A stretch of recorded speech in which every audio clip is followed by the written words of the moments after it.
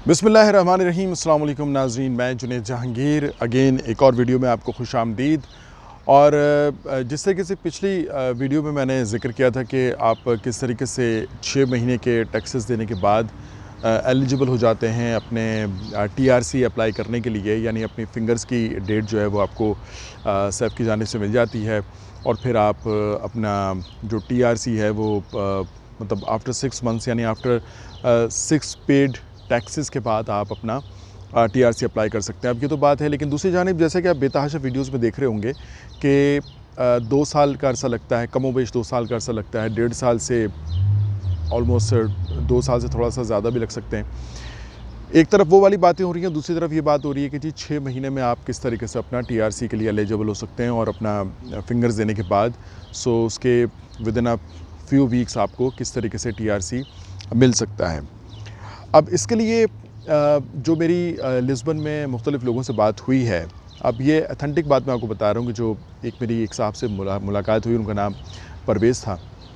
उन्होंने भी मुझे बताया कि जिस तरीके से वो एक वहाँ पे लॉयर हैं, लेकिन थोड़े महंगे लॉयर थे, उन्होंने उनको हायर किया हुआ था। मतलब उनकी जो चार्जेस थे वो तकरीबन 2200 यूरोज़ वो चार्ज कर रहे थे और उनके लिए उन्होंने आफ्टर 6 मंथ्स उनको कार्ड भी दिला के देना था। अब ये पूरी डील उनके साथ, उनकी जो फ़ीस टोटल जो चार्जेस उनके 2200 यूरोज़ के ऊपर उन्होंने वकील एक हायर किया।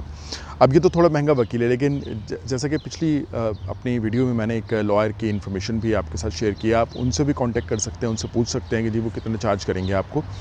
अगर आप 6 मंथ्स वहाँ रहते हैं, अपना 6 टैक्सेस अदा कर देते हैं और फिर आप चाहते हैं कि जी आपको जल्दी कार्ड मिले, टीआरसी कार्ड जल्दी मिल जाए, उसके लिए फिर आप वकील के थ्रू, क्योंकि जब आप 6 टैक्स अदा कर देते हैं तो उसके बाद आप लीगली जो उनका सिस्टम है अकॉर्डिंग टू देयर रेगुलेशंस आप एलिजिबल हो जाते हैं टीआरसी कार्ड अप्लाई करने के लिए। और वो बाउंड होता है सैफ के, अगर आपने उनकी सारी रिक्वायरमेंट्स मीट कर दी हैं फिर वो आपको टीआरसी कार्ड इशू करें। ये उनके अपने लॉज एंड रेगुलेशंस के मुताबिक है।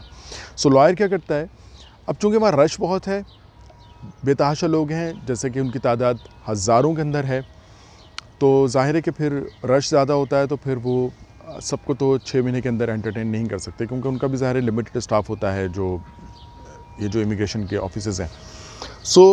लॉयर क्या करता है कि आपको 6 महीने जब आपके टैक्सेस हो गए हैं, लॉयर लीगल वे में चलता है और वो अदालत से जज के पास जाता है और एक उनसे जजमेंट ले लेता है, एक ऑर्डर ले लेता है इमिग्रेशन के लिए, और वो जाके उनकी टेबल पे रख देता है कि जी ये आपने इन साहब का जो अपने क्लाइंट का वो बताता है कि जी इसके आपने अब आप इसको प्रोसीड करें और अब आप बाउंड हैं बाय द लॉज।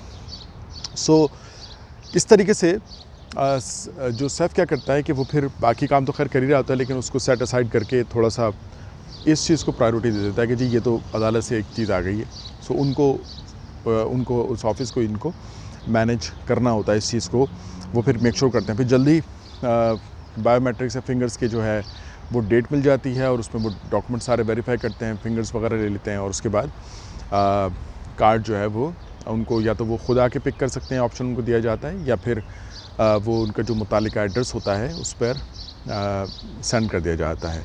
अब बिल्कुल ये चीज़ें लेकिन साथ में हैं कि जो डॉक्यूमेंट्स आपने जब फिंगर्स के वक्त आपने डॉक्यूमेंट्स उनको लिस्ट जो देनी है वो आप सर्च कर सकते हैं, वो मुख्तलिफ़ वीडियोज़ में मुख्तलिफ़ लोगों ने बताया हुआ भी है, वो दोबारा फिर रिपीट करूँगा तो रिपीटेड एक इन्फॉर्मेशन हो जाएगी। थोड़ा सा मैं समराइज़ ज़रूर कर देता हूँ कि जिसमें जुनता वो कहते हैं कि मुतालिका जो आपका एड्रेस होता है उसका एक जुनता के ऑफिस से एक डॉक्यूमेंट बन जाता है जिसमें वेरीफाई होता है कि जी ये आपका एड्रेस है। और उसके अलावा जो आपके 6 टैक्सेस होते हैं वो तो खैर सिस्टम में भी अपना वो देख लेते हैं, आपका जो निस नंबर डाल के। और इसके अलावा आपका जो एक वैलिड कॉन्ट्रैक्ट होता है जिसमें आप जॉब कर रहे होते हैं, वहाँ का एक डिक्लेरेशन होता है, वो होता है। साथ ही साथ आपका नेफ और निस तो खैर बिल्कुल बेसिक डॉक्यूमेंट्स होते हैं, वो तो होने ही होने हैं। इसके साथ आपका जो पासपोर्ट है वो होता है, आपकी जो लीगल एंट्री है वो होती है। अब ये मैंने सिनेरियो बताया कि जो लोग लीगली वहाँ एंटर हुए हैं, अब जो इलीगली एंटर हुए हैं तो उसमें उनको 12 मंथ्स के टैक्सेस हैं। 12 मंथ्स के टैक्सेस के बाद और ये तमाम तर डॉक्यूमेंट्स के साथ वो भी लॉयर के थ्रू कर सकते हैं। ये जैसा कि मैंने कुछ वीडियोस की और एक वीडियो मैंने शुरू की वीडियो में मैंने ये भी जिक्र किया था कि हो क्या रहा है कि बहुत सारी इन्फॉर्मेशन है, बेतहाशा इन्फॉर्मेशन दी जा रही है, लेकिन कुछ इन्फॉर्मेशन जो है वो बाज़ वक़्त कन्फ्यूजन का बायस बन जाती है।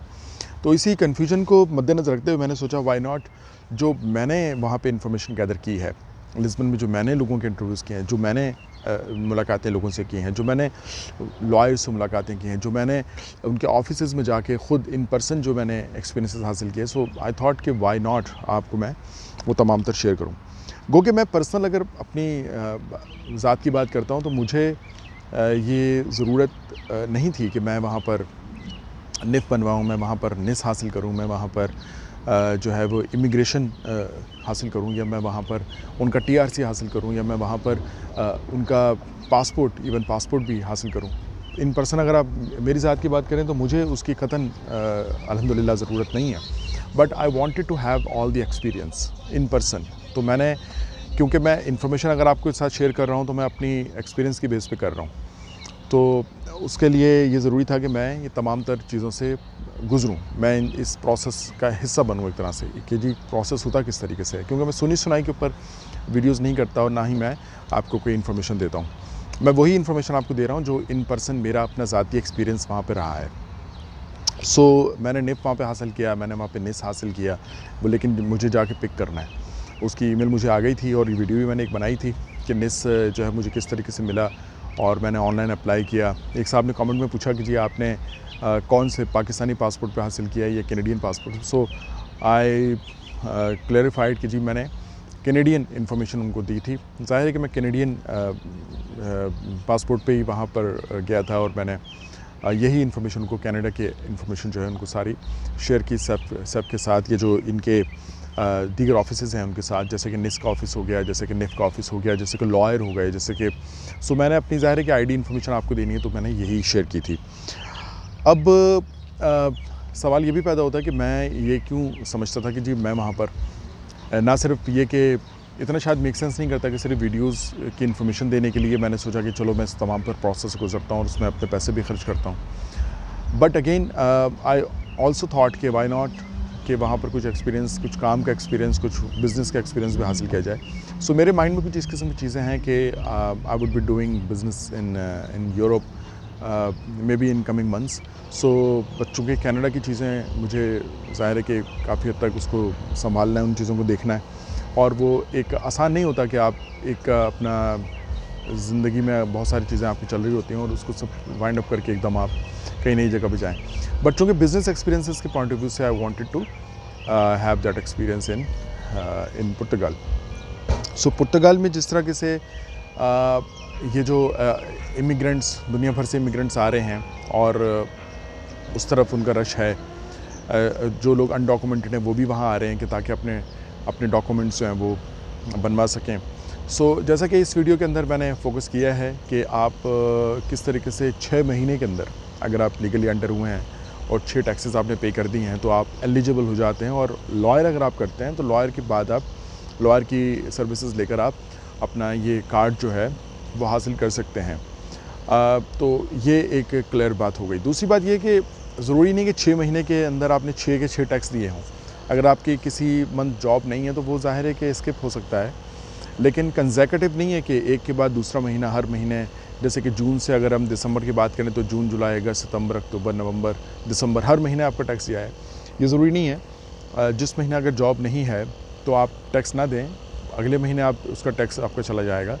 तो लेकिन आपके जब भी 6 टैक्स पूरे हो जाएँ तो आप, और लीगल एंट्री आपकी है वहाँ पर, लीगली आप एंटर हुए हैं पुर्तगाल में, तो फिर आप एलिजिबल हो जाते हैं। और लॉयर को कुछ उसकी फ़ीस देकर, क्योंकि मुख्तलिफ लॉयर्स मुख्तलिफ पैसे चार्ज करते हैं, लेकिन जैसे कि पिछली वीडियो के डिस्क्रिप्शन में मैंने एक लॉयर की इन्फॉर्मेशन शेयर की थी, क्योंकि मेरा अपना बड़ा पॉजिटिव एक्सपीरियंस उनके साथ रहा है और लोगों से भी अच्छे टेस्टिमनीज़ उनके बारे में मिले हैं।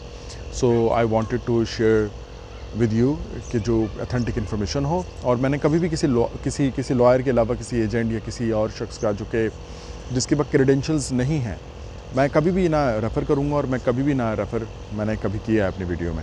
लेकिन ये ज़रूर है कि आप अगर किसी लॉयर को किसी को रेफ़र करते हैं तो ज़ाहिर है कि उसके पास सर्टेन क्रेडेंशियल्स होते हैं, उस कंट्री में काम करने की अथॉरिटी होती है, उसके पास उसके लाइसेंसेस होते हैं। सो आप अगर वो करते हैं और in a good intention, in a good faith, तो आई थिंक कि ये तो एक अच्छी बात है, एक हेल्प करने वाली बात है। सो मेरी इंटेंशन वीडियोस के ज़रिए सिर्फ ये है कि एक राइट इन्फॉर्मेशन जाए और हेल्प हो सके अगर किसी की, तो मैं ये चाहूँगा। सो इस वीडियो में जो और भी मैंने थोड़ी सी गुफ्तगू की है, बट अगेन जो फोकस रहा है वो ये है कि आप 6 मंथ्स में किस तरीके से, यानी 6 टैक्सेस देने के बाद किस तरीके से TRC के लिए अप्लाई एलिजिबल होते हैं और अप्लाई कर सकते हैं। So I do request you all कि आप चैनल सब्सक्राइब कर लीजिए ताकि मुख्तलिफ़ वीडियोज़ जो मैं बना रहा हूँ इन टॉपिक्स के ऊपर वो मिस आउट ना हो, और इससे चैनल भी ग्रो होने में हेल्प होगा। और साथ ही साथ आप शेयर भी कर सकते हैं अपने दोस्तों, अपने अहबाब, अपने रिलेटिव में अंदर ये वीडियो, क्योंकि गुड इन्फॉर्मेशन जो है वो अगर स्प्रेड होती है तो itself is a good thing. और आप लाइक भी कर सकते हैं if you like my videos. और thank you so very much for joining my channel and for joining the videos. Stay tuned. फिर एक और वीडियो में आपसे मुलाकात होगी। Take care.